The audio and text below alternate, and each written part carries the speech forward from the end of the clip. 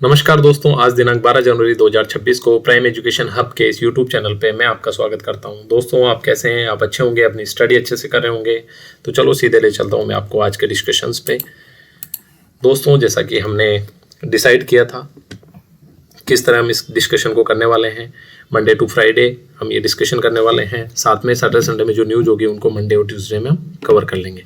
हमारा ये दूसरा वीक है और इस इनिशिएटिव में हम Rajasthan RS mains, RAS prelims के साथ में आरपीसी द्वारा आयोजित बाकी सभी परीक्षाएं हैं उनके हिसाब से जो इम्पोर्टेंट न्यूज है, जो आज के पर्सपेक्टिव में बदलते हुए सिलेबस और बदलते हुए पीवाईक्यूज को ध्यान में रखते हुए आरपीएससी की एक फ्यूचरिस्टिक अप्रोच को ध्यान में रखते हुए इस इनिशिएटिव को शुरू किया है दोस्तों। ठीक है, इसी हिसाब से हम हमारे आर्टिकल डिस्कस करते हैं। पहला जो आर्टिकल है दोस्तों, ये टाइम्स ऑफ इंडिया का एक एडिटोरियल है जो थोड़े टाइम पहले छपा था। स्पेशली ये बच्चों में सोशल मीडिया को लेकर जो नुकसान हो रहा है उसके बारे में ये सीधा बात करता है। दोस्तों, इसका परिप्रेक्ष्य मैं आपको समझा देता हूँ। हाल ही में ऑस्ट्रेलिया ने 16 वर्ष से कम बच्चों के लिए सोशल मीडिया साइट्स को बैन किया है। अब इसके परिप्रेक्ष्य में राइटर इसमें बात करना चाह रहा है, स्पेशली एडिटोरियल है तो संपादक, कि क्या ये इसके क्या साइड इफेक्ट्स होंगे, क्यों जरूरी है, इस सारी बातों के बारे में हम डिस्कस कर लेते हैं दोस्तों। पहली चीज़ कि प्रभाव पड़ रहा है, इसमें कोई डाउट नहीं है, ये आप सब जानते हैं, हम भी जानते हैं, आप भी जानते हैं। दूसरा, ऑस्ट्रेलिया ऐसा पहला देश है तो ये सवाल सीधा ही प्रीलिम्स में पूछा जा सकता है या और छोटे एग्जाम्स में पूछा जा सकता है कि हाल ही में ऐसा कौन सा देश है या ऐसा पहला कौन सा देश था जिसने 16 वर्ष से कम उम्र के बच्चों के लिए सोशल मीडिया साइट्स को बैन किया था। तो ऑस्ट्रेलिया। ठीक है, अब दूसरा क्या है, ऐसे क्या फैक्ट्स थे। कैनबरा यूनिवर्सिटी का एक अध्ययन है, ये ऑस्ट्रेलिया की एक यूनिवर्सिटी है जिसमें 10 से 15 वर्ष के जो बच्चे हैं उनमें 10 में से 7 बच्चे नुकसानदायक कंटेंट से प्रभावित हुए हैं। यानी आप ये मान लो 70% बच्चे सीधे नकारात्मक रूप से सोशल मीडिया से प्रभावित है। ठीक है दोस्तों, तो ये फैक्ट है। दूसरा, मेटा से लीक हुए दस्तावेजों से भी पता चला कि युवाओं में बॉडी शेमिंग और सुसाइड्स की घटनाएं सोशल मीडिया की वजह से बढ़ रही है। बॉडी शेमिंग एक नया वर्ड है, मैं आपको समझा देता हूँ। बॉडी शेमिंग का मतलब होता है कि या तो स्वयं की बॉडी को लेके नकारात्मक भाव मन में, या किसी और की बॉडी को लेके जजमेंटल होना। ठीक है दोस्तों, ये मतलब होता है बॉडी शेमिंग का। तो ये काफ़ी बढ़ता जा रहा है, तो इसकी वजह से सुसाइड जैसी परेशानियां बढ़ रही है। दूसरा, एक इसका अलग पर्सपेक्टिव ये भी माना जा रहा है कि ये प्रतिबंध किशोरों को डार्क वेब की दुनिया की तरफ भी धकेल सकता है। दोस्तों, मैं आपको डार्क वेब समझाता हूँ। जैसे क्या होता है ना, ये बहुत बड़ा समुंदर है। समुंदर में मान लो एक आइसबर्ग है जो ऐसे इस शेप में है, तो ये पानी है यहाँ तक। ठीक है, पानी के ऊपर ये आइसबर्ग इतना सा दिख रहा है, लेकिन इसके नीचे ये पूरा इतना बड़ा है। मतलब इससे कम से कम 4 से 5, इवन 10 से 100 गुना भी बड़ा हो सकता है। तो इसी प्रकार इंटरनेट है, जो इंटरनेट हम यूज करते हैं ये इतना सा हिस्सा है।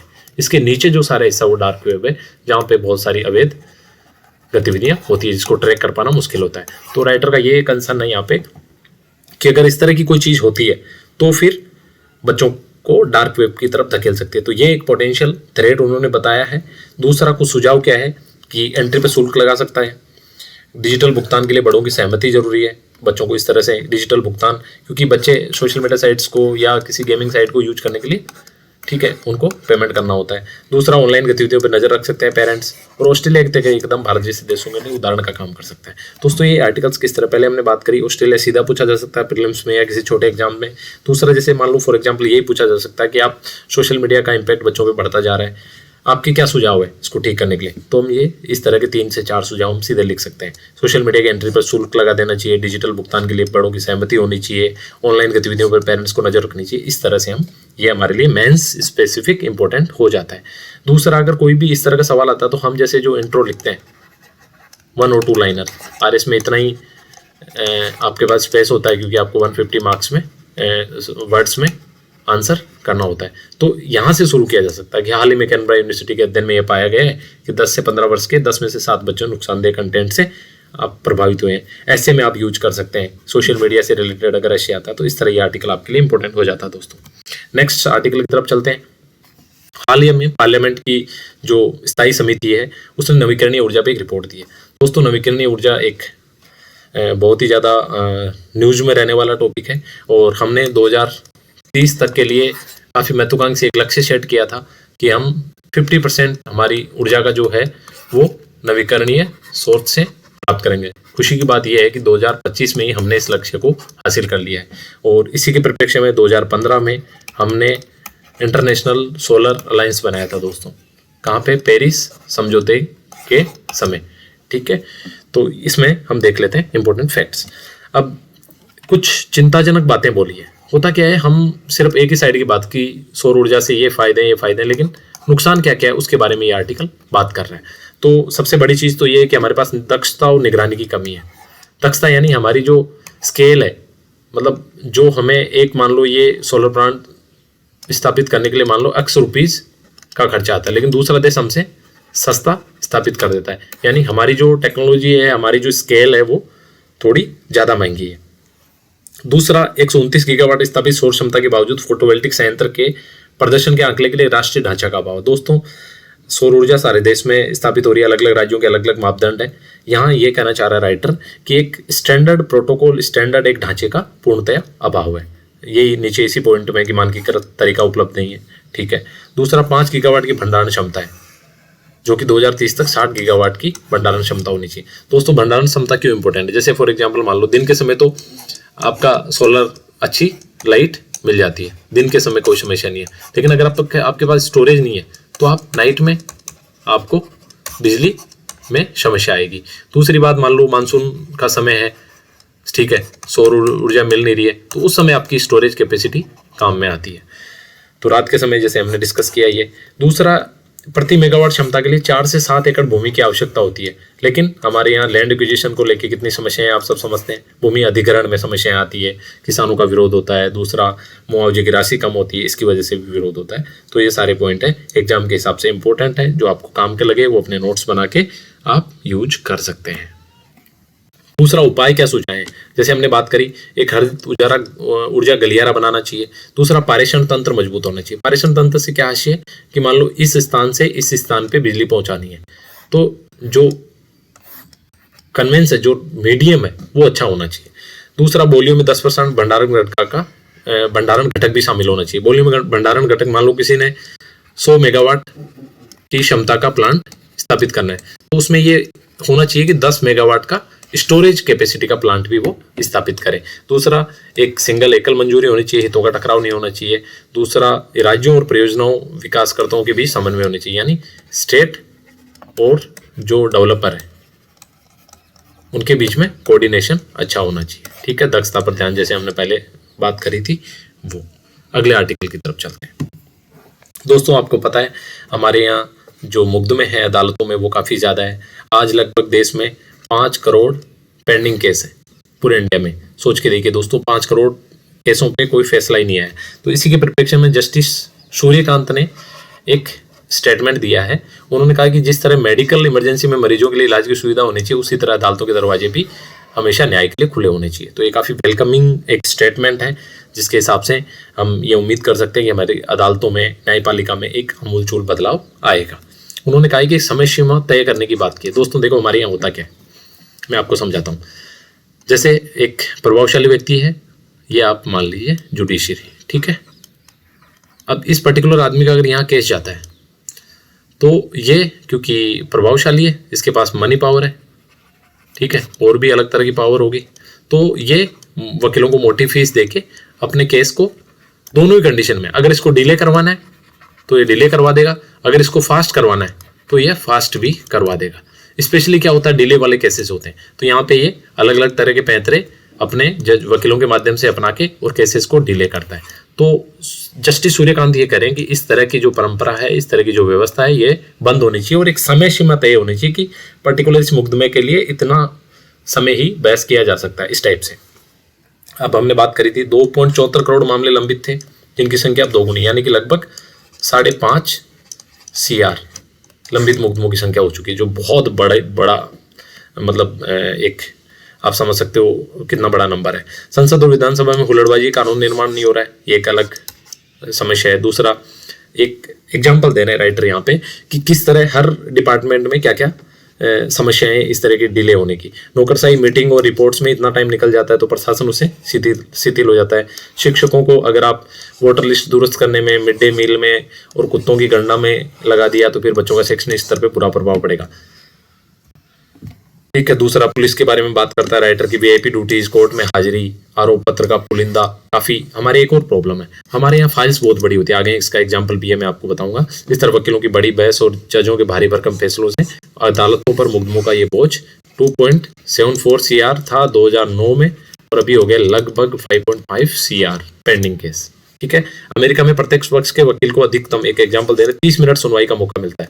विधि आयोग ने भी अधिकतम 1.5 घंटे की सिफारिश की है हमारे यहाँ। और जस्टिस सूर्यकांत की पहल के अनुसार उन्होंने कहा कि नियमित मामलों की सुनवाई के लिए अधिकतम 5 पेज का ही संक्षिप्त नोट होना चाहिए। दोस्तों कमाल की बात है, यहाँ नीचे देख मैं आपको बताता हूँ। केशवानंद भारती का 1973 का, जिसको हम लैंडमार्क जजमेंट हमारी जुडिशरी में मानते हैं, वो 700 पेजेज में था। 2018 का जो आधार कानून का मामला था वो 1448 पेजेज में था। 2019 में जो अयोध्या मामला आया वो 1045 पेज। सोच के देखिए आप, इतने पेजेज को बहस करने में, लिखने में, ठीक है, इसके बाद में उसको समझने में, और उसमें आप ये सोच के देखिए कि जितना बड़ा जजमेंट होगा उसका इंटरप्रिटेशन भी उतना ही ज़्यादा मुश्किल हो जाता है। तो साथ ही इसमें ये कहा जा रहा है कि चीफ जस्टिस कॉलेजियम के साथ मास्टर ऑफ रोस्टर भी होते हैं और सुप्रीम कोर्ट के प्रशासनिक मुखिया माने जाते हैं। तो इस हिसाब से हम उम्मीद कर सकते हैं कि इसको अमल में लाया जाना चाहिए। ठीक है दोस्तों, तो आप समझ गए, ये किसी भी क्वेश्चन में आप यूज कर सकते हो। जुडिशरी का एक पर्टिकुलर क्वेश्चन आता है तो भी आप जुडिशरी में अगर रिफॉर्म की बात होती है तो आप सीधा एग्जांपल दे सकते हो कि इतने पे केसेस हमारे यहाँ पेंडिंग है, हमारे यहाँ कोई समय सीमा नहीं है। आप अमेरिका का एग्जांपल कोट कर सकते हो कि वहाँ पे 30 मिनट सुनवाई के लिए होते हैं। सुप्रीम कोर्ट के मामले जस्टिस सूर्यकांत ने किस तरह 5 पेजेज की नोट शीट से ज़्यादा बहस के लिए नहीं होनी चाहिए। ये सारी चीज़ें आप सीधी की सीधी एग्जाम में एज ए एग्जाम्पल और एज ए डायरेक्ट क्वेश्चन के पॉइंट्स के रूप में भी यूज कर सकते हो। और आर्टिकल्स का क्या यही यूज है, आपकी अंडरस्टैंडिंग बढ़ती है सारे सिस्टम के बारे में, सारी व्यवस्थाओं के बारे में, और आप एग्जाम में डायरेक्ट यूज करने लायक आपके पास कंटेंट भी रेडी हो जाता है। ठीक है दोस्तों, अगला, ये एक छोटा सा आर्टिकल तो काफ़ी बड़ा था लेकिन हमारे काम की इसकी छोटी सी बात है, मैं आपको सीधा समझा देता हूँ। मान लो थोड़ा मैपिंग तो मेरी अच्छी नहीं है, ये आप छोटा छोटा यूँ समझे। ठीक है, ये हमारा मान लो, ठीक है, ये इंडिया है। तो इंडिया का ये जो पार्ट है, मान लो यहाँ समथिंग आप गुजरात मान लो, ये महाराष्ट्र यहाँ समझ लो यहाँ तक, ये महाराष्ट्र से लेके और नीचे यहाँ आप ये मान लो केरला और तमिलनाडु का जो यहाँ नीचे मीटिंग पॉइंट है, यहाँ तक हमारा वेस्टर्न घाट है जो लगभग 1600 किमी का है। ठीक है दोस्तों, ये पूरा 1600 किमी पूरा पहाड़ियाँ हैं यहाँ पे, और हमारे लिए आपने मानसून के टाइम सारी चीज़ें कितना इंपॉर्टेंट है, बायोडाइवर्सिटी के हिसाब से कितना इंपॉर्टेंट है। ये दुनिया का सबसे इंपॉर्टेंट हॉटस्पॉट है, बायोडाइवर्सिटी हॉटस्पॉट। बायोडाइवर्सिटी हॉटस्पॉट से मतलब होता है, सॉरी, कि ऐसा जहाँ पे प्रजातियाँ, विभिन्न प्रजातियाँ मिलती है और जो पूरी की पूरी धरती के इकोसिस्टम के लिए इंपॉर्टेंट है। सोच के देखिए। और दूसरी तरफ आप यूँ देखते हैं कि डेवलपमेंट के नाम पे, चाहे आप ऊपर हिमाचल, उत्तराखंड, यहाँ देख लीजिए, इकोलॉजी की कोई परवाह नहीं करता। डेवलपमेंटल प्रोजेक्ट बिना साइंटिफिक रिपोर्ट्स के धड़ल्ले से आगे बढ़ते हैं, वो सारी चीज़ें, और इसी तरह की चीज़ें वेस्टर्न घाट में भी हो रही है। तो यहाँ एक इंपॉर्टेंट नाम आपको, जैसे वायनाड भूस्खलन जो एक इंसिडेंट हुआ था, ठीक है, बिना वैज्ञानिक आधार के डेवलपमेंट कर दिए जाते हैं प्रोजेक्ट, ये सारी बात, एक नाम आपको याद रखना और बहुत इंपॉर्टेंट है, माधव गाडगिल। इन्होंने वेस्टर्न घाट पे, इसी पूरे वेस्टर्न घाट पे स्टडी की थी और इन्होंने ये बताया कि आप, एक सेकंड, वेस्टर्न घाट, और इस स्टडी में इन्होंने बताया कि कोई विकल्प नहीं है आपके पास। वेस्टर्न घाट को आप किसी भी कंडीशन में खराब नहीं कर सकते, और अगर आप खराब करोगे तो उसके परिणाम आपको भुगतने पड़ेंगे। तो आपने देखा वायनाड में किस तरह की त्रासदी पिछले सालों में आई थी।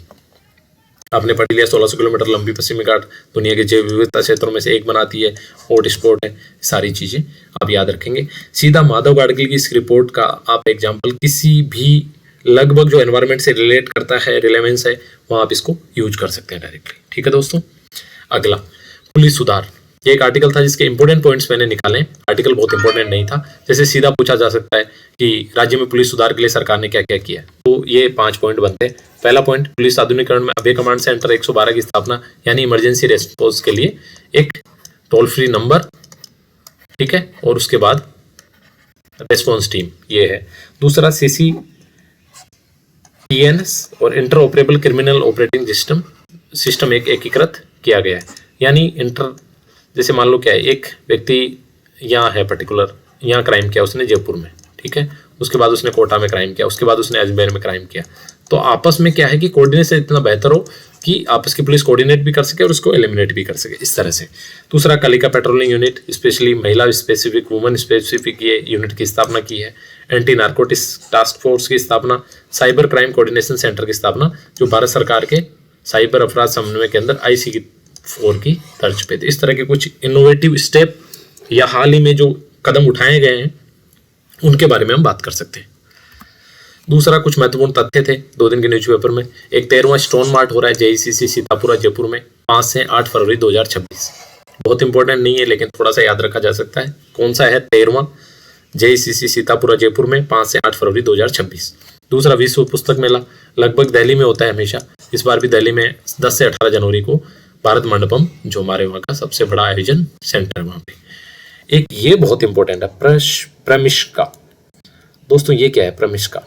देखो क्या हुआ था हमारे यहाँ एक कुछ टाइम पहले एक स्कूल की एक बिल्डिंग कोलैप्स होने से पीपलोदी नामक जगह पर, ठीक है, पीपलोदी नामक जगह पे 7 से 8 बच्चों की डेथ हो गई थी और काफ़ी दर्दनाक था वो। उसके बाद में काफ़ी सुर्खियों में भी रहा।